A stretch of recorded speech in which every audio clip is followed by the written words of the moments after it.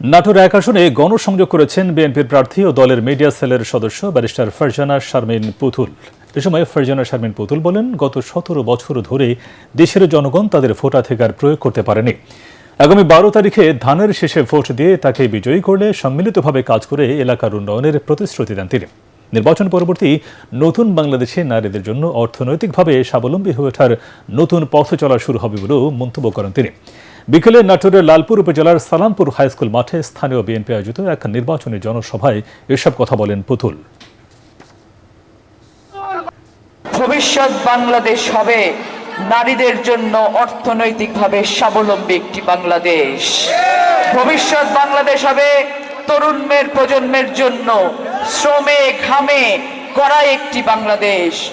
ভবিষ্যৎ বাংলাদেশ হবে তারেক রহমানের মানবিক বাংলাদেশ।